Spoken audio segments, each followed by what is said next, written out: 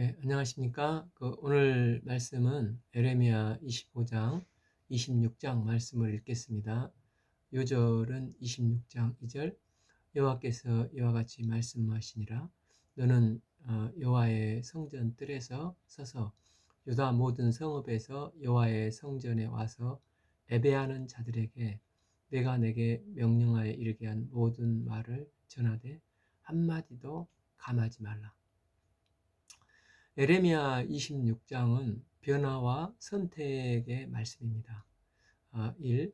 유다의 왕 요시아의 아들 여호야김 넷째 해 곧 바벨론 왕 느부갓네살 원년에 유다의 모든 백성에 관한 말씀이 에레미야에게 임하니라. 이제 18대 왕 여호야김 때 일입니다. 16대 요시아 왕이 무깃도에서 BC 609년에 죽었고, 둘째 똑똑한 아들 여호아스가 애굽으로 끌려가서 그래서 이제 허수아비로 세운 18대 왕이 여호야김, 그가 이제 11년을 통치하고 지금 이제 4년째 이제입니다. 반면 이제 느부갓네살 원년이라고 했는데, 느부갓네살은 이제 멸망의 주역인데 원년하는 것을 보면 이제 유다 멸망이 멀지 않았다는 것을 알 수가 있습니다. 이때 에레미야가 40년 사역 중에 23년째 사역을 하고 있었을 때였습니다. 이 선지자 에레미야가 유다의 모든 백성과 예루살렘의 모든 주민에게 말하여 이르되, 유다의 왕 암몬의 아들 요시아의 왕 13째 해부터 오늘까지 23년 동안 여호와의 말씀이 내게 임하기로 내가 너희에게 꾸준히 일렀으되 너희가 순종치 아니하였으니라. 그러므로 여호와께서 그의 종 선지자를 저에게 끊임없이 보내셨으나 너희가 순종하지 아니하며 귀 기울여 듣지 아니하였도다. 여기서 이제 꾸준히, 그 다음에 또 끊임없이, 이 말이 그 히브리어로 이제 전하다, 일찍 일어나 전하다, 포기치 않고 끊임없이 전심으로 계속하다 하는 그 샤캄이라고 한다고 합니다. 여기서 이제 영어의 샤프, 날카롭게 하다 말이 나왔다고 합니다. 그래서 이제 하나님의 샤캄은 열심이고, 이제 그 열심으로 표현을 주로 하고, 이사야 37장에서 여호와의 열심이 이루시리라 샤캄이 들어간다고 합니다. 반면 이 샤캄이 인간에게는 이제 고집불통, 완악함으로 많이 쓰인다고 합니다. 그래서 이제 3절에서 꾸준히 내가 샤캄, 꾸준히 일렀으나, 또 4절 너희에게 샤캄, 끊임없이 보냈으나 너희가 순종치 아니하였으며, 이렇게 쓰이고 있는데, 이 샤캄과 같은 하나님의 샤캄은 하나님의 열심으로 끊임없이 중단 없이 우리를 향한 사랑의 열심, 또 선지자에게 샤캄은 23년 동안 끊임없이 말씀을 전하는 샤캄인 것입니다. 반면에 백성들의 샤캄은 죽어도 안 듣는다는 것입니다. 그래서 같은 단어, 이 샤캄이 하나님의 열심과 인간의 완고함이 이게 부딪히는 것입니다. 그래서 말씀을 듣고 순종을 해야만이 산다는 것입니다. 그가 이르시기를 너희는 각자의 악한 길과 악행을 버리고 돌아오라. 그리하면 나 여호와가 너희와 너희 조상들에게 영원부터 영원까지 준 땅에 살리라. 그러니까 버리고 돌아오면 살리라. 이게 이제 그들에게 준 메시지였습니다. 에레미야는 23년 동안 돌아오라 이 메시지를 줄기차게 이 샥함 증거했지만, 이스라엘 백성들은 끝까지 안 듣는 습관이 있는 것입니다.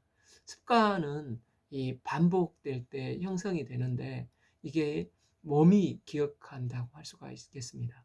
그러니까 불순종도 한두 번, 세 번 계속 반복하다 보면은 몸이 기억해서 이제 5번, 6번째는 자연스럽게 불순종을 하고, 또 순종을 3번, 4번, 5번 하면은 자연스럽게 몸이 기억해서 순종을 한다는 것입니다. 마치 우리가 탁구를 쳐봐도 머리로 기억하고 이게 스매싱을 하는 게 아니라 그냥 몸이 기억해서 습관화가 되어야 하지 않습니까? 몸이 기억해야 그 다음이 이제 쉬운데, 아무리 말씀해도 몸이 기억하지 않으면 결국 하나님의 말씀 하시는 방법은 말씀을 안 듣고 결국은 징계를 받게 된다는 것입니다. 사무엘상 7장 14절에서 나는 사무엘하 7장 14절에서 나는 그에게 아버지가 되고 그는 내게 아들이 되리니 그가 만일 죄를 범하면 내가 사람의 매와 인생의 채찍으로 징계하신다는 말씀을 하셨습니다. 그러니까 몸이 기억하지 못하면 하나님께서는 인생 채찍으로 징계를 하신다는 것입니다. 이스라엘 백성들이 이제 에레미야가 23년 동안 이제 말씀을 증거를 해도 21장에서 봤듯이 어려서부터 청종치 않는 것이 습관화가 되어서 몸이 기억하지 못하고 본능적으로 거부하게 된다는 것입니다. 결국 그래서 하나님은 인생 채찍으로 바벨론을 쓰셔서 이제 돌아오게 하시겠다는 것입니다. 그래서 인생 채찍으로 징계하심으로 다시 한번 이제 회복시키시고 끝까지 포기치 않는 하나님의 사랑을 볼 수가 있습니다. 너희는 다른 길로 따라가며 섬기거나 경배하지 말며 너희 손으로 만든 것으로 나의 노여움으로 일으키지 말라. 그리하면 내가 너희를 해하지 아니하려라 하였으나 실 너희가 내 말을 순종치 아니하고 너희 손으로 만든 것으로서 나의 노여움을 일으켜 스스로 해하였느니라. 여호와의 말씀이니라. 실 내가 내 말을 순종치 아니하고 너희 손으로 만든 것으로서 나의 노여움을 일으켜 스스로 해하였느니라. 여호와의 말씀이니라. 8 그러므로 만군의 여호와께서 이와 같이 말씀하시니라. 너희가 내 말을 듣지 아니하였으니라. 9 보라 내가 북쪽 모든 종족과 내 종 바벨론 왕 느부갓네살을 불러다가 이 땅에 그 주민과 사방의 모든 나라를 쳐서 진멸하여 그들을 놀램과 비웃음거리가 되게 하며 땅으로 영원한 폐허가 되게 할 것이라. 여호와의 말씀이라. 10 내가 그들 중에서 기뻐하는 소리와 즐거워하는 소리와 신랑의 소리와 신부의 소리 맷돌 소리와 등불의 빛이 끊어지게 하리니 이 모든 땅이 폐허가 되어서 놀랄 것이 될 것이며 이 민족들은 70년 동안 바벨론 왕을 섬길 것이라. 12 여호와의 말씀이라. 70년이 끝나면 내가 바벨론의 왕과 그 나라의 갈대아인의 땅을 그 죄악으로 말미암아 벌하여 영원히 폐허가 되게 하리니. 이제 17 13 내가 그 땅을 향하여 선언한 바 곧 에레미야가 모든 민족을 향하여 애언하고 이 책에 기록한 나의 모든 말을 그 땅에 임하게 하리라. 그러니까 인생 채찍의 특징이 무엇입니까? 이제 쓰임 받고 나서 교만하면 그도 이제 멸하신다는 것입니다. 인생 채찍으로 쓰임 받는 바벨론은 이제 교만해서 딱 이스라엘을 훈련시키는 용도로만 쓰이고 이제 페르시아에게 망해버리지 않습니까? 이제 우리는 말씀 앞에 순종함으로 하나님의 자녀가 되어야지 인생 채찍으로 도구로 쓰이면 결코 안 될 것입니다.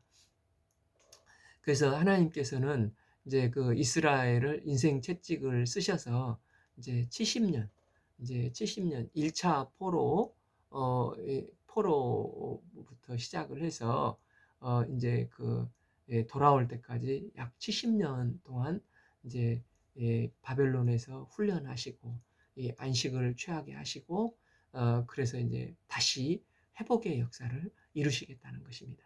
이걸 볼 때 하나님은 이제 14 그리하여 여러 민족과 큰 왕들이 그들로 자기들을 섬기게 할 것이나 나는 그들의 행위와 그들의 선이 행한 대로 갚으리라. 이걸 볼 때 하나님은 변화를 목적으로 두시고 계심을 볼 수 있습니다. 변화는 100% 말씀을 통한 성령님의 도우심 외에는 변화가 없다는 것입니다. 우리가 말씀을 들어야만 우리의 삶이 변화가 될 수 있습니다. 내가 깨지고 부서지고자 하나님의 말씀 앞에서 설 때 말씀이 기준이 되어서 성령께서 내 내면을 변화시켜 주시는 것이기 때문입니다. 반면에 그 이제 종교 행위로 나가면 종교는 내가 변화될 필요성이 하나도 없지 않습니까? 내가 왜 변화해야 됩니까? 내가 두려워하는 것, 내가 욕심 갖는 것, 그걸 그대로 가지고 있어도 됩니다. 종교는 채워주냐 안 채워주냐일 뿐이지 만족, 불만족 그 차이밖에 없다는 것입니다. 이제 그래서 뭐 교회 쇼핑을 하면서 또 돌아다니는 사람들을 봐보면은 자신의 어떤 내면의 변화, 하나님 앞에 자신을 발견하고 변화시키고자 하는 것보다도 종교심만을 추구하지 않습니까? 내게 만족을 주느냐, 불만족을 주느냐, 이런 자세는 절대 변화되고 성화될 수가 없는 것입니다. 이런 자세는 듣기 싫은 말씀인데도 계속 우리가 이제 듣기 싫은 말씀이지만 계속 예배자로서 또 인내하며 또 하나님 앞에 긍휼을 구하고 회개할 때 이제 자기 부인, 자기 십자가를 통해서 내면이 부서지고 깨지고 주님의 형상을 닮아가면서 변화가 되는 것입니다. 그래서 이제 그 기도가 중요하고 간절히 이 기도를 통해서 또 변화가 되고 또 예배를 통해서 변화가 되는 것입니다. 그러니까 깊은 기도, 깊은 예배도 이제 변화되기를 원할 때 성령께서 도움을 주셔서 내게 회개케 하시고 변화하면서 성장을 하게 된다는 것입니다. 로마서 12장 1절 그러므로 형제들아 내가 하나님의 모든 자비하심으로 너희를 권하노니 너희 몸을 하나님이 기뻐하시는 거룩한 산제물로 드리라. 이게 너희들이 드릴 예배, 영적 예배라고 하셨습니다. 그 다음 뭐라고 말씀하십니까? 12 너희는 이 시대를 본받지 말고 오직 마음을 새롭게 함으로 변화를 받아. 어떻게 변화가 나타납니까? 전적으로 예배 드리면 변화가 나타나 하나님의 선하시고 기뻐하신 온전한 뜻을 분별하게 된다는 것입니다. 그러니까 이제 예배를 통해서 먼저 내가 변화될 때 비로소 이웃과 세상이 변화가 되는 것입니다. 그래서 기독교는 변화의 종교입니다. 다른 말로 하면은 다른 말로 말하면 말씀의 종교입니다. 때문에 기준이 말씀이 되어야 내면이 변화가 되고 성장을 할 수 있다는 것입니다. 그렇지 않는 그 우상이나 이방 종교들은 다 종교의 특징인 그 자기 만족 또 두려움 없이 이렇게 욕심을 채워준다고 하는데 이게 결코 채워지지 않기 때문에 계속 오락가락만 하다 결국 실패한 인생이 되지 않습니까? 그래서 이제 18절까지 절대 기준이 뭐냐? 만족으로 살지 말고 하나님 앞에서 내면의 변화의 기준을 잡고 성령님의 도우심을 구할 때 이제 말씀을 붙잡고 살 때 그 변화의 역사가 이루어진다는 것입니다. 이제 두 번째 19절부터는 누가 진정한 주인인가, 누가 왕인가 하는 말씀입니다.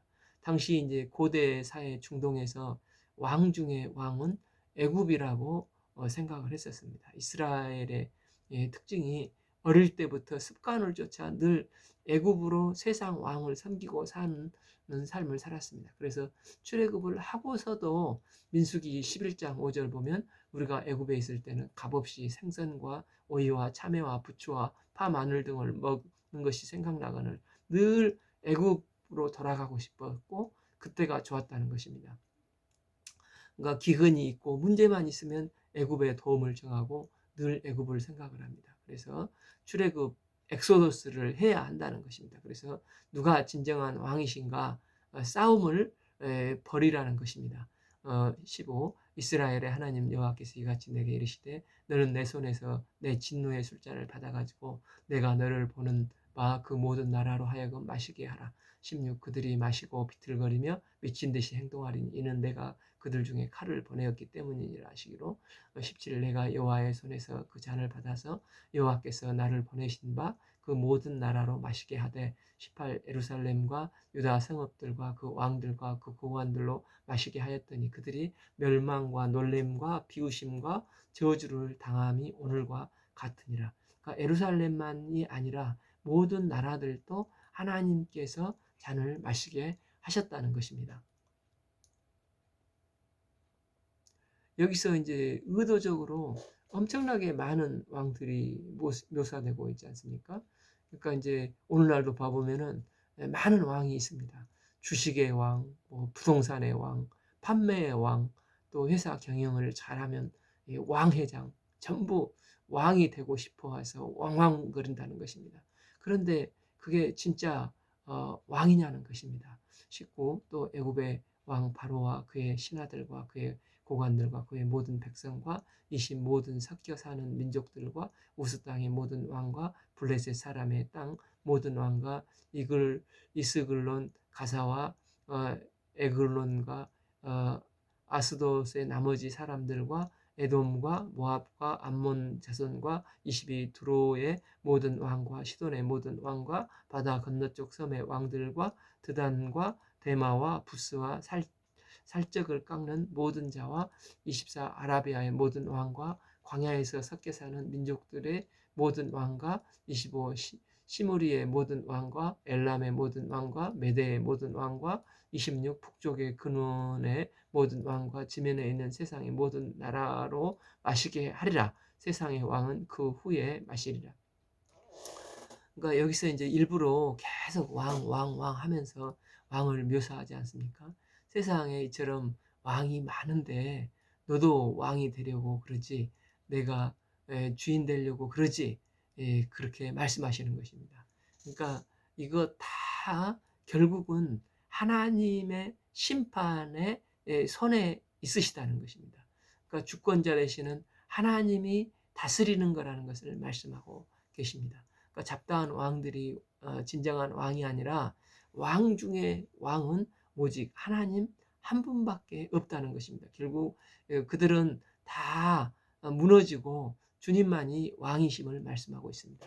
27 너는 그들에게 이르기를 만군의 여호와 이스라엘의 하나님의 말씀에 너희는 내가 너희 가운데서 보내는 칼 앞에서 마시며 취하여 토하여 엎드려져 다시는 일어나지 말하라 하셨느니라.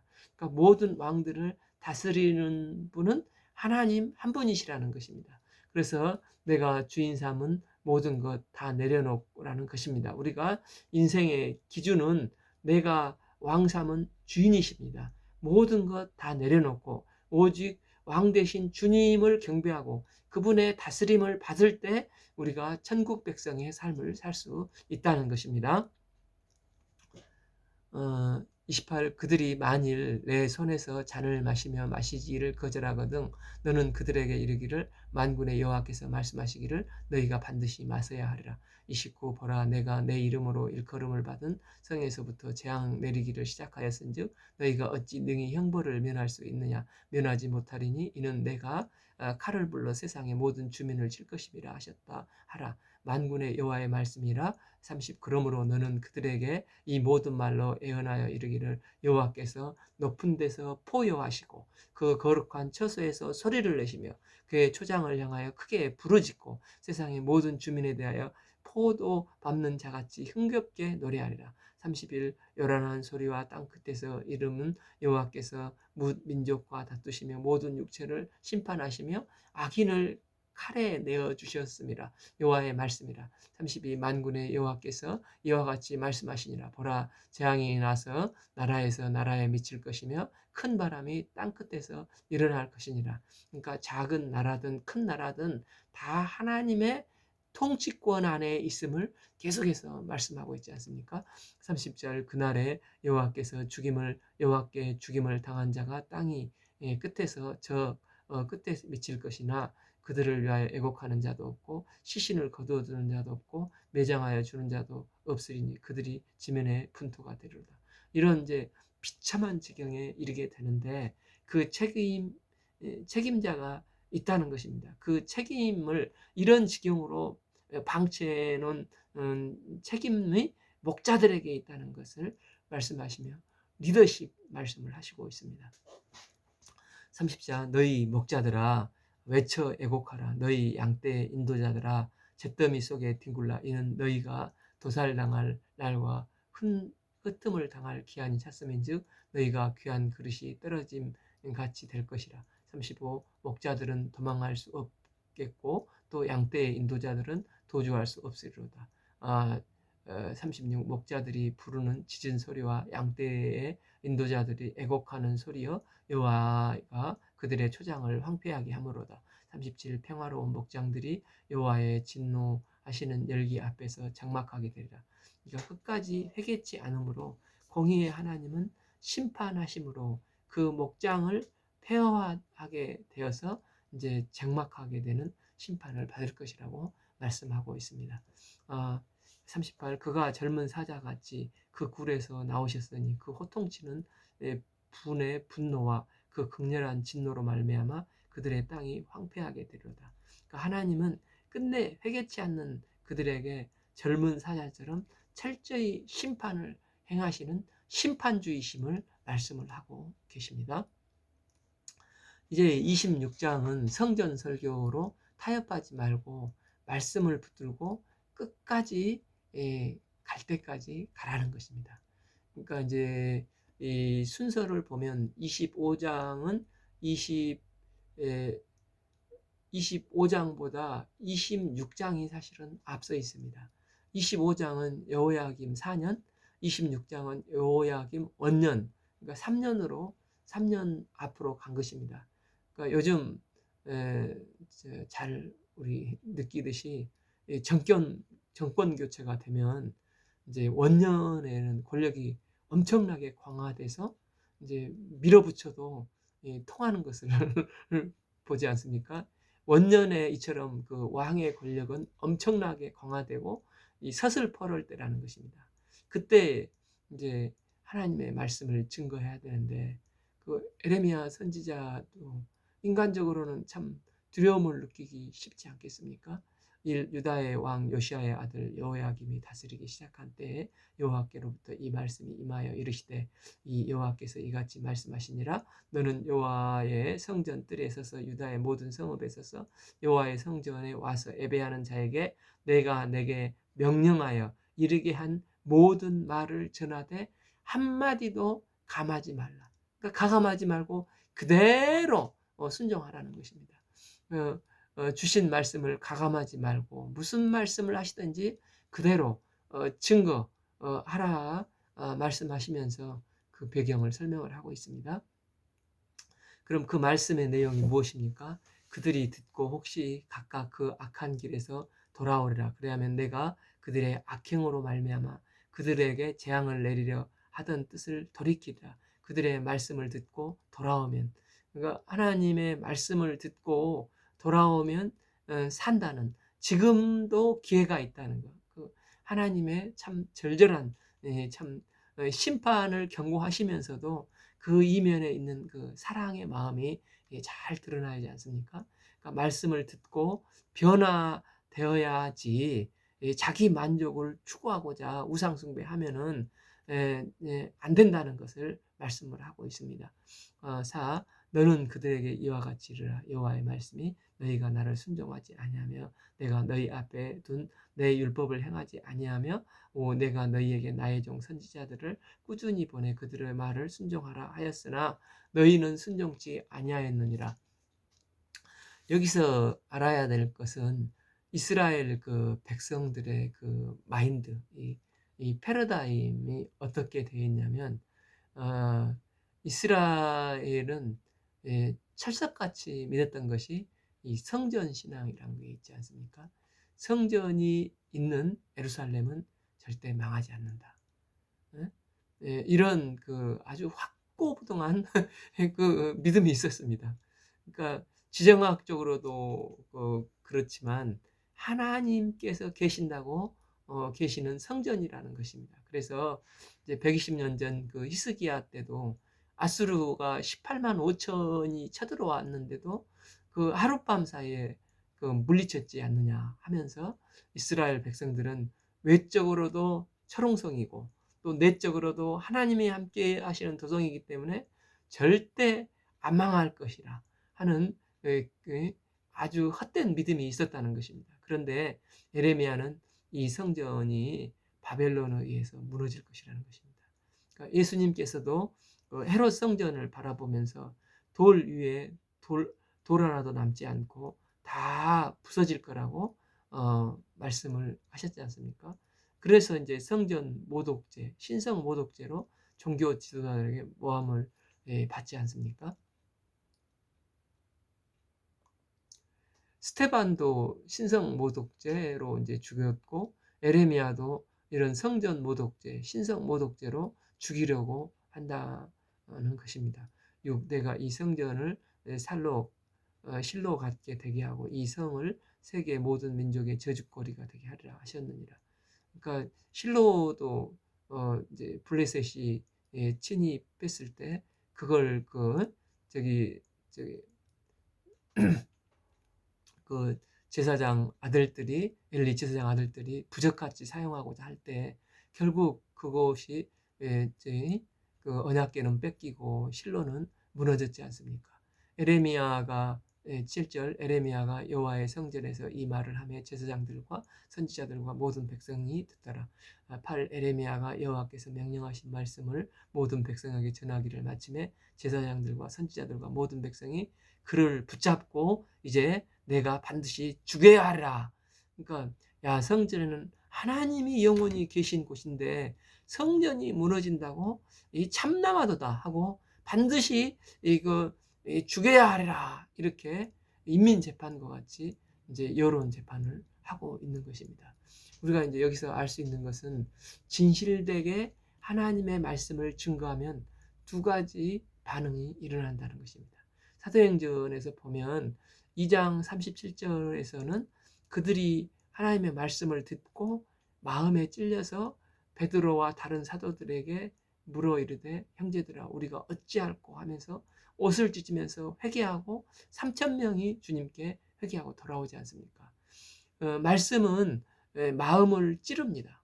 반면에 이제 스테반의 설교했을 때 7장 54절 그들이 이 말을 듣고 마음에 찔려. 그러니까 똑같이 마음에 찔립니다. 근데 그를 향하여 이를 갈고 돌로 스테반을 쳐 죽이지 않습니까? 지금도 똑같은 마음이 찔리는 상황입니다. 에레미야가 증거한 말씀을 듣고 마음이 찔려 이를 갈며 죽이겠다고 이제 달려드는 것입니다. 예수님 때의 반응, 스테반 때의 반응, 에레미야 때의 반응도 거의 같다는 것입니다. 이 특별히 이제 왕이 원년의 권력이 이제 서슬퍼렸을 때 하나님의 말씀을 증거하는 것은 참으로 어려웠을 것입니다.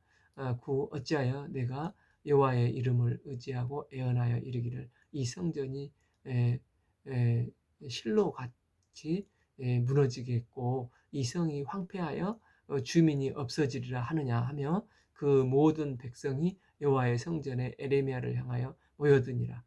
10 유다의 고관들이 이 말을 듣고 왕궁에서 여호와의 성전으로 올라가 여호와의 성전 새 문의 입구에 앉음에 11 제사장들과 선지자들이 고관들의 모든 백성에게 말하되 이 사람은 죽는 것이 합당하니 너희 귀로 들음같이 이 성에 관하여 애언하였습니다. 그러니까 참 종교 지도자들이 예수님을 핍박하는 것이나 스테반 핍박하는 것과 비슷하지 않습니까? 12 에레미야가 모든 고관과 백성에게 말하여 이르되 여호와께서 나를 보내사 너희가 들은 바 모든 말로 이 성전과 이 성을 향하여 애언하게 하셨느니라 죽으면 죽으리라 하고 에레미야가 말씀을 선포하지 않습니까? 그러니까 이럴 때 두 가지의 길이 있다는 것입니다. 타협을 하든지 아니면 말씀을 붙들고 죽으면 죽으리라 끝까지 갈 때까지 가는 것이 있다는 것입니다. 우리 역사 속에서도 비록 신앙적인 것은 아니지만 이방인의 그 하여가 이런들 어떠하리 저런들 어떠하리 하고 살든지 아니면 정몽주같이 이 몸이 죽고 주고 7번 고쳐주고 임향한 일편단심 그 사람은 뭐 하나님 안 믿는 사람이었으니까 우리는 하나님을 향한 일편단심이 가실 줄 믿으랴. 똑같이 하여가나 이제 단신가나 이제 기로에 선다는 것입니다. 이제 주기철 목사님 생각나시죠? 주기철 목사님이 순교하기 전에 마지막 그 설교 제목이 일사각오라고 하면서 죽음을 각오하고 말씀을 선포했지 않습니까? 이 상황에서 같은 하나님의 종이 이제 두 사람이 있었는데, 하나는 이제 우리아가 있었고 하나는 에레미야가 있었습니다. 그러니까 우리아는 말씀을 증거하는데 핍박이 너무 심하니까 애굽으로 도망을 칩니다. 반면에 에레미야는 말씀을 증거하면서 죽이리라 하는데도 모든 고관과 백성에게 말하여 이르되 여호와께서 나를 보내사 너희가 들은 바 모든 말로 이 성전과 이 성을 향하여 애나게 하였다. 그리고 분명히 말을 하지 않습니까? 13 그런즉 너희는 너희 길과 행위로 고치고 너희 하나님 여호와의 목소리를 청종하라. 그리하면 여호와께서 너희에게 선언하신 재앙에 대한 뜻을 돌이키시리라. 보라, 나는 너희 손에 있으니 너희의 의견에 좋은 대로 옳은 대로 하려니와 에레미야는 나는 하나님 앞에 섰다. 죽일 테면 죽이라 하면서 목숨을 걸고 하나님의 말씀을 선포하고 있습니다. 이러할 때 하나님께서는 어떻게 하십니까? 그를 도울 자를 도우셔서 끝내 보호하시는 것을 보게 됩니다. 우리가 그 역사적으로도 그 마틴 루터가 중세 캐톨릭과 싸울 때 이제 말씀을 붙들고 갈 때까지 갔지 않습니까? 그래서 이제 그 보름스 협약에서 내 양심은 하나님의 말씀에 사로잡혀 있습니다. 저는 아무것도 철회할 수가 없고 철회할 의향도 없습니다. 하나님이여 저를 도우소서. 아멘. 그래서 그 보름스 국회에서 그는 파면을 당했고, 파면을 당하면 나가서 누가 죽여도 이제 손을 안 대겠다는 거 아닙니까? 그는 말씀을 끝까지 지켰기 때문에 죽을 위기에 처했습니다. 그런데 하나님께서 프리드리히 선제후가 도와주게 하셔서 이 바르트부르크라는 성에 들어가서 그를 보호해 주셨고, 루터는 그곳에서 신약 성경을 독일어로 번역을 해서 독일에서는 이 신약 성경이 우리로 말하면 후민정음과 같이 아주 귀한 여기 역사적으로 책이 된다고 합니다. 선교의 아버지 아프리카의 그 리빙스턴이 말했듯이 하나님은 사명을 완수하기 전까지는 결코 생명을 취하시지 않는다. 완성하기까지 하나님은 반드시 보호를 해주신다는 것입니다. 그래서 우리가 걱정하지 말고 하나님의 말씀을 담대하게 증거하는 삶을 살 수 있기를 빕니다. 에레미야도 마찬가지지 않습니까? 죽으면 죽으리라 하고 말씀을 전하면서 갔는데 하나님께서 숨겨놓은 사람들을, 준비해놓은 사람들을 보내주셔서 에레미야를 보호해 주지 않습니까?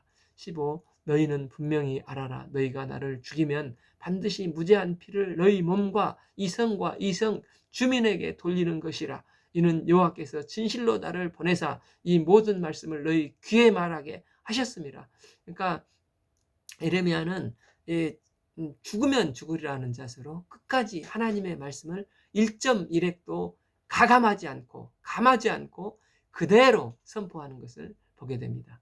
그러니까 그럴 때 엉뚱하게 장로들이 나서고 또 고관들이 나서서 에레미야를 보호하는 것을 보게 됩니다. 16 고관들과 모든 백성이 제사장들과 선지자들에게 이르되 이 사람이 우리 하나님 여호와를 이름으로 우리에게 말하였으니 죽일 만한 이유가 없느니라.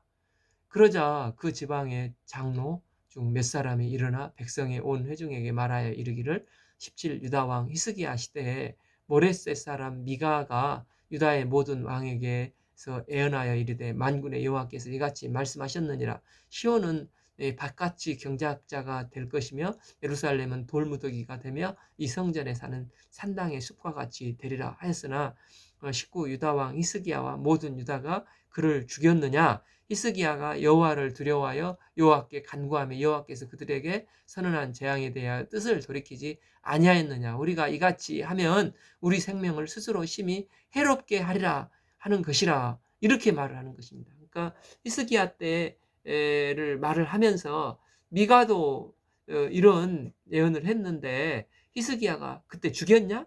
회개하고 돌아왔다 하면서 우리도 그때처럼 회개하자 하면서 죽이지 않고 사는 길을 이제 복선처럼 깔려서 말을 하고 있는 것입니다. 이처럼 그 장로들과 고관들이 나왔다는 것입니다. 그러니까 말씀이 바로 증거가 되면 이 말씀을 듣고 진실된 사람이 세워지는 것을 보게 됩니다. 사람은 이제 뭐 광고해서 막 불러 모으는 게 아니라 말씀이 진실되게 선포될 때 진짜 신앙의 사람들이 일어나게 되고 또 숨어 있는 사람들이 드러나게 되고 또 그동안 남겨진 자들, 준비된 자들이 모여들기 시작한다는 것입니다. 이게 말씀의 능력입니다. 그래서 죽으면 죽으리라 하나님의 말씀을 섬기는 에레미야는 살아났습니다. 반면에 이제 똑같이 하나님의 사명을 받은 사람 중에 우리아가 있었습니다. 그러나 그는 하도 핍박이 심해서 두려워 출애굽을 해야 하는데 또 애굽으로 도망을 쳤습니다. 그랬더니 청부업자를 보내서 연행을 해왔고 왕이 칼로 죽게 되었습니다. 22 또 여호와의 이름으로 예언하여 사람이 있었는데 곧 기란 여림의 스마야의 아들 우리아라. 그가 에레미야의 모든 말과 같이 이 성과 이 땅에 경고하고 예언하매 21 여호와김 왕과 그 모든 왕과 모든 고관이 그 말을 듣고서 왕이 그를 죽이려고 하매 우리아가 그 말을 듣고 두려워 애굽으로 도망하여 간지라. 22 여호와김의 왕이 사람을 애굽으로 보내며 곧 악볼의 아들 엘라단과 몇 사람을 함께 애굽으로 보냈더니 23 그들이 우리아를 애굽에서 연행하여 여호야김 왕에게 그를 데리고 오매 왕이 칼로 그를 죽이고 그의 시체를 평민의 묘지에 던지게 하니라. 우리아는 살겠다고 도망쳤는데 연행되어 돌아와서 오히려 칼로 죽고 비참하게 되었다는 것입니다. 우리아와 에레미야를 비교해 볼 때 도망을 쳐도 죽는 인생이 있고 죽으라고 이게 죽고자 해도 살아남는 인생이 있는 것을 보게 됩니다. 우리는 어떤 기준을 가지고 살아야 하겠습니까? 그러니까 타협하지 말고 하나님의 말씀을 붙잡고 갈 때까지 고고싱 하면서 나갈 때 하나님께서 건져주시고 보호해주시고 적어도 참 이런 참 개죽음은 당하지 않고 하나님의 때에 죽게 해주신다는 것입니다. 우리에게 한 번 죽은 것은 사람에게 정한 이치라고 했습니다. 저희가 한 번 죽는 인생 구차하게 살지 않고 주와 복음을 위해서 목숨을 걸고 할 때 참 주님의 말씀을 전도하고 또 묵상하고 기도하다가 하나님의 때 부름을 받아 부활의 주님의 품에 안기는 복된 인생이 되기를 기도합니다.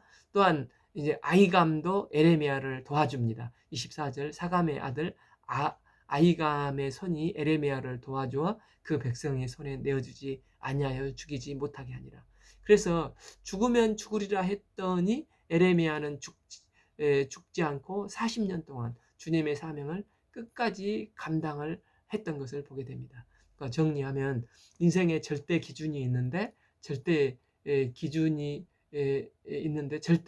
있어야 짧은 인생 선택과 집중을 할 수가 있지 않겠습니까? 첫째는 변화냐 만족이냐인데 만족은 나 중심이기 때문에 오직 두려움과 욕심의 종교심을 채우고자 하는 삶을 살다가 만족, 불만족 왔다 갔다 하다가 마치는 가짜 인생, 실패한 인생을 살게 된다는 것입니다. 사람의 근본 변화는 오직 말씀만이 할 수 있습니다. 둘째는 인생에 누가 진정한 주인이고 왕이냐는 것입니다. 하나님만이 내 인생의 주인이고 왕이 되셔서 그분의 통치를 받을 때 이 땅의 삶도 우리는 승리의 삶이 될 수가 있습니다. 또한 세 번째, 두려움이 올 때 우리는 하나님의 말씀을 믿고 에레미야 같이 갈 때까지 가며 끝까지 말씀에 순종해 갈 때 성령께서 도우셔서 능히 감당케 하시고 최종 승리하는 인생이 된다는 것입니다. 이런 승리하여 하나님께 영광이 되는 인생이 될 수 있기를 축복합니다. 오늘 말씀은 에레미야 25장, 26장을 읽겠습니다. 감사합니다.